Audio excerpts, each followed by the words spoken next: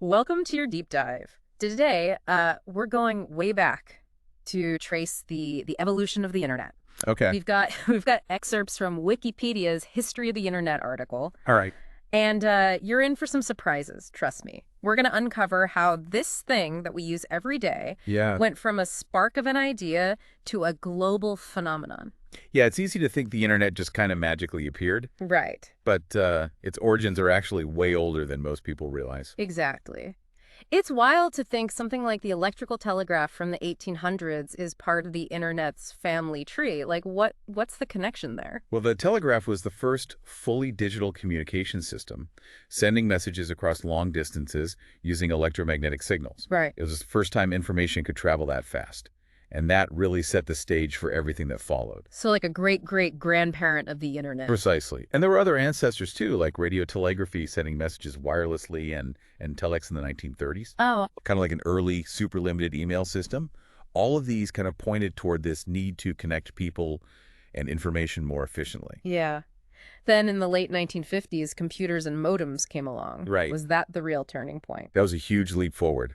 Suddenly, data could be exchanged between computers that were far apart, Okay. not as smoothly or as quickly as today. Right. But it opened up possibilities. Plus, the idea of time sharing emerged, where multiple users could access a single mainframe computer at the same time. So instead of one computer doing one thing at a time, it's like a digital timeshare on the beach. Everyone gets a slice. Exactly, yeah. Okay. Did this lead directly to the internet, or were there more steps? It was a crucial step toward networked collaboration. But the real spark came from a visionary named J.C.R. Licklider. Okay.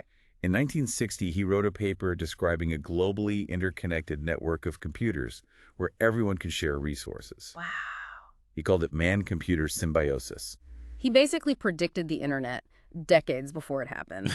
That's incredible. Was anyone else working on similar ideas at the time? Licklider's vision was groundbreaking, and his work at ARPA, which later became DARPA, Right. was instrumental in turning that vision into reality. Yeah. But making that global network actually work required solving a major technical challenge. Right. How to transmit data efficiently between all these computers. Okay, so we've got the vision, but not the nuts and bolts to make it happen.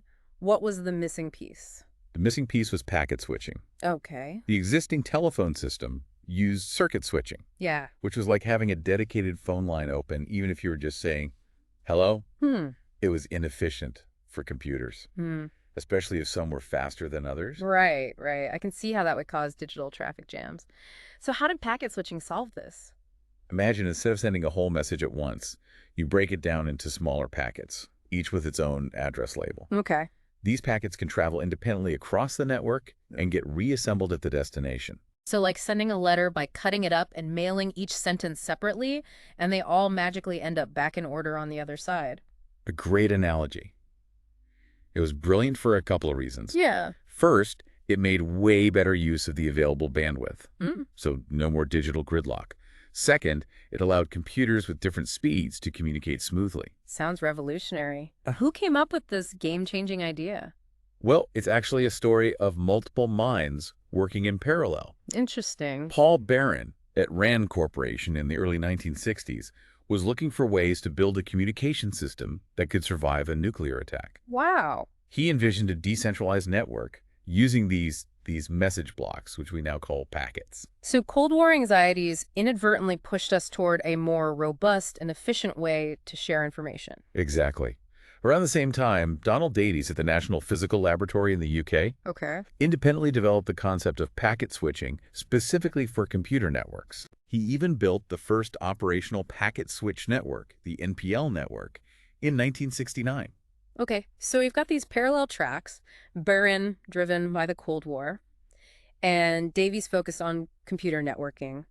How did their ideas come together to create what we know as the internet? Well, on this side of the Atlantic, Robert Taylor at DARPA Okay. was leading the development of the ARPANET, Okay. which aimed to connect different research institutions Yeah. so they could share computing power and data. Was that the first true internet then? Well, it was the precursor to what we know as the internet today. Okay. There's actually a funny story about the first message sent over ARPANET. Oh, really? They were trying to type login, but the system crashed after low. Talk about an anticlimactic start for something so world-changing. Were there any other networks being developed at this time? The ARPANET wasn't alone. AlohaNet, a radio-based network in Hawaii, was being developed around the same time. Oh, wow. It just goes to show that brilliant minds were tackling this challenge of networking in different ways all over the world. Yeah, yeah. They even formed the network working group and started writing RFCs, or request for comments, which are still used to document Internet standards today. It's amazing to think how these early efforts, driven by collaboration and the desire to share resources, Yeah. laid the foundation for the internet as we know it. Absolutely. Right. But there was still a major hurdle to overcome. All these different networks, with their own unique quirks, needed a way to talk to each other. Right. They needed a common language. Okay, so we have a bunch of separate networks, each speaking its own language. How did they bridge that communication gap? That's where TCP/IP comes in. Okay. It stands for Transmission Control Protocol Internet Protocol. Right. And it became the universal translator for networks. So it's like the Rosetta Stone of the internet, allowing all these different networks to understand each other. Who are the key players in developing TCP/IP? Well, Vint Cerf and Bob Kahn are often credited as the fathers of TCP/IP. Their groundbreaking work in the early 1970s established a common set of rules for how data is packaged, addressed, and transmitted across networks. Interestingly, Louis Pouzzin's CICLADES project in France had a significant influence on their thinking, Oh, wow. particularly the idea that each computer on the network should be responsible for reliable data delivery. So instead of relying on a central authority to manage everything, each computer becomes a responsible citizen of the network, making sure its data gets where it needs to go. Yeah, That seems incredibly efficient. exactly. And that's a core principle of the Internet's design. It's a decentralized system Okay. where intelligence and responsibility are distributed throughout the network. This not only makes it more efficient, but also more resilient. It's fascinating how those early decisions about the internet's architecture continue to shape how it works today. Yeah, But at this point, we're still talking about networks primarily used by researchers and the government. right. How did the internet break free from those confines and become accessible to everyone? That's a great question, and it brings us to another pivotal chapter in the Internet's history, the transition from ARPANET to NSFNet. Okay. RPA's main focus was research and development, not running a public communication network. So they needed to pass the baton to someone else? Precisely. The National Science Foundation, or NSF, took on the challenge. Okay. They created NSFNet, initially connecting supercomputer centers across the U.S. with a speed of 56 kilobits per second. Okay, so that's a step towards broader access. But 56 kilobits per second doesn't sound very fast. How did they handle the growing demand for data as more people came online? You're right, 56 kilobits per second wouldn't cut it for today's internet usage. But remember, this was the late 1980s. NSFNet kept evolving, increasing speeds to 1.5 megabits per second and eventually to 45 megabits per second using optical fiber. Plus, NSFNet wasn't just about supercomputers. It also helped create regional networks, which eventually connected universities and colleges across the country. So it was like a ripple effect, starting with those supercomputer centers and then expanding outward to reach more and more institutions. Did this finally open the door for commercial use of the internet? Absolutely. The transition to NSFNet marked a turning point. Okay. Not only did it expand the Internet's reach, but it also laid the groundwork for its commercialization. Internet service providers, or ISPs, began to emerge in the late 1980s, offering Internet access to businesses and individuals. So the internet was on its way to becoming the global phenomenon we know today, but there was still something missing, right? Something that would truly unlock its potential and make it user-friendly for the masses. You're absolutely right. That missing piece was the World Wide Web. Ah, the birth of the web. Tell me more about that pivotal moment in internet history. In 1989, Tim Berners-Lee, a British scientist working at CERN, invented the World Wide Web. He saw the potential of hyperlinks to connect documents and make information easily accessible from any computer on the network. It was a game changer. It's amazing to think that one person's vision could have such a profound impact on the world. So the web made the internet more user-friendly, but were those early websites anything like what we're used to today? Those early websites, what we now call Web 1.0, were quite different. Okay. They were mostly static pages with simple text and limited interactivity. Right. No flashy graphics or videos like we see today. No cat videos, that's hard to imagine. But even in its early form, the web's potential was obvious, right? Absolutely. It sparked the dot-com bubble of the late 1990s and early 2000s as businesses rushed to establish an online presence. Hmm. The web opened up a whole new world of possibilities for communication, commerce, and online communities. It's incredible how quickly things progressed from those early static websites to the dynamic and interactive online experience we have today. It's a testament to the internet's incredible power to adapt and evolve. Yeah. But as more and more people came online, a new challenge emerged: IPv4 address exhaustion. IPv4 address exhaustion, what does that mean? The original Internet Protocol, IPv4, had a limited number of unique addresses it could assign to devices. Okay. With the Internet's exponential growth, we were running out of addresses. Oh, It wow. was a serious problem. So like running out of phone numbers for everyone on the planet? Exactly. Luckily, they had already been working on a solution, IPv6. Okay. It uses a 128-bit addressing scheme, which provides a virtually limitless number of unique addresses, ensuring the Internet can continue to grow for generations to come. That's a relief. It would be a shame if the internet just ran out of space. Indeed. Huh. The transition to IPv6 is still ongoing, but it's been crucial for securing the Internet's future. We've covered so much ground in this first part of our deep dive. From the telegraph to packet switching, from the ARPANET to the World Wide Web.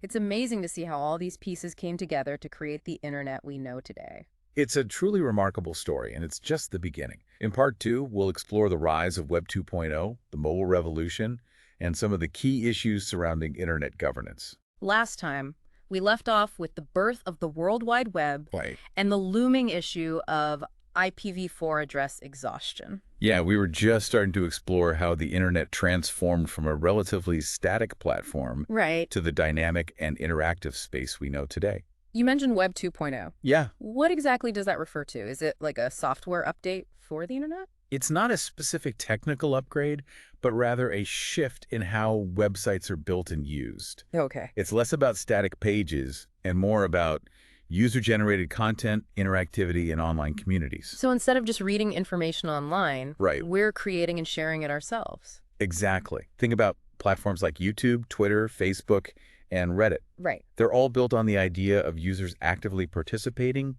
creating content, connecting with each other, and forming online communities. It's a huge leap from those early websites Yeah. that were like digital brochures. Definitely. Was the shift towards user-generated content influenced by any other major developments? Absolutely. The rise of smartphones and mobile devices played a major role. Suddenly, the internet wasn't confined to desktops and laptops anymore. Right. It was in our pockets, accessible anywhere, anytime. It's hard to imagine life without smartphones now. I know.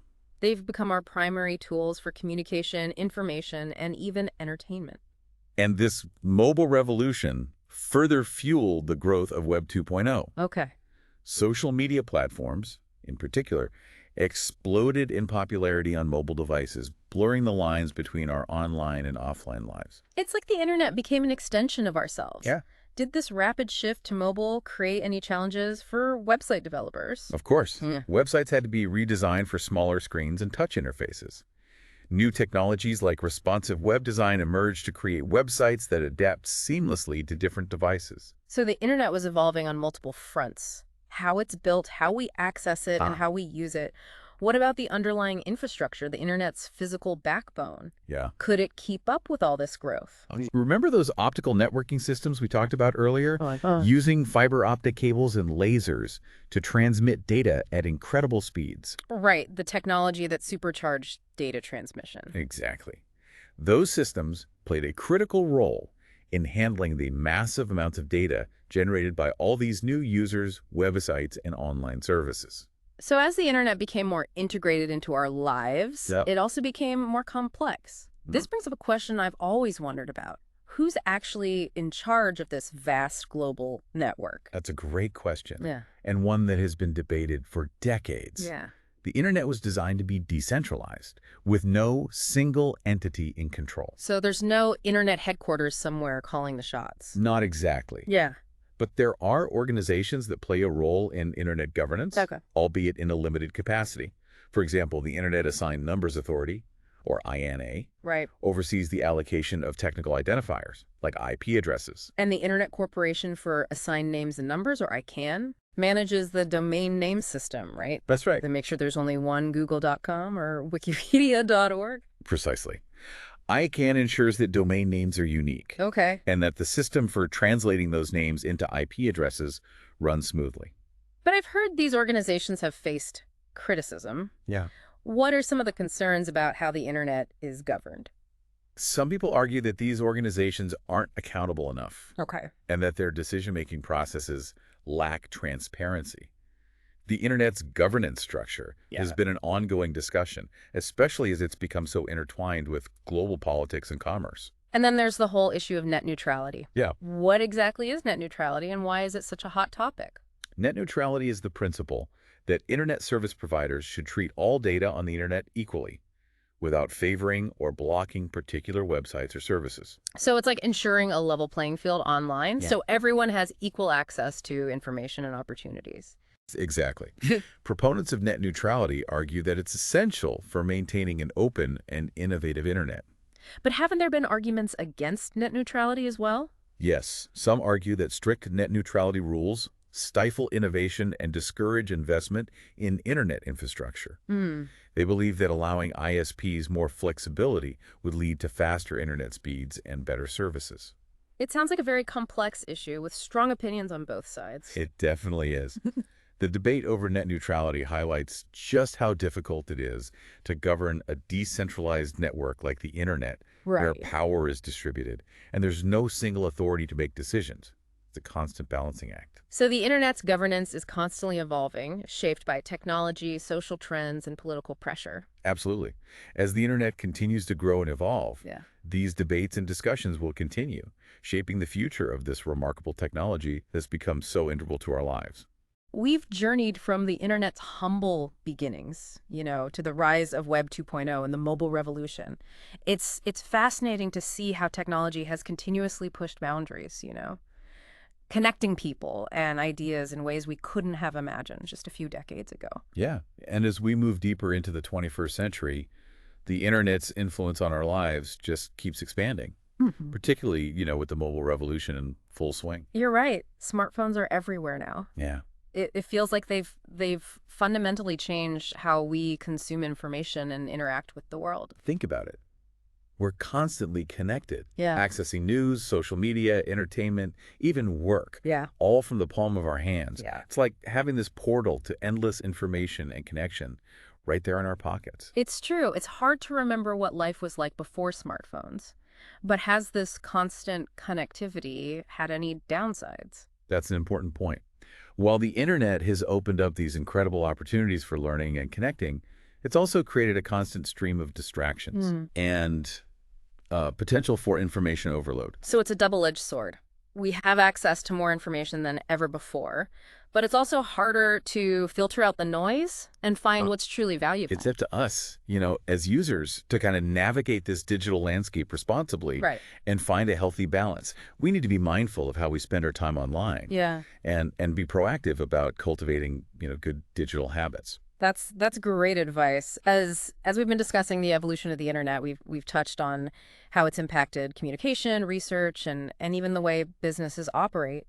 But there's another area where it's had a huge effect, entertainment. And with that comes the issue of online piracy. Ah, yes, online piracy. It's been a constant challenge to the entertainment industry. Mm. The ease with which copyrighted material can be shared and distributed online has disrupted traditional models of content creation and distribution. Yeah. It seems like there's a fundamental tension here. On one hand, you have artists and creators who deserve to be compensated for their work. On the other hand, you have those who believe that information should be freely accessible to everyone. You've hit the nail on the head. It's a complex issue with passionate arguments on both sides. Yeah. The internet has forced us to re-examine, our ideas about intellectual property and how we value creative work. Has the internet offered any solutions to this challenge? The internet's also been a catalyst for innovative solutions. We've seen the rise of streaming services like Spotify and Netflix, Right. which offer legal and affordable ways to access a vast library of content. It's a different model than traditional ownership, Yeah. but one that seems to be resonating with consumers. It's interesting to think about how the internet is continually pushing us to adapt and find new ways to create, share, and consume content.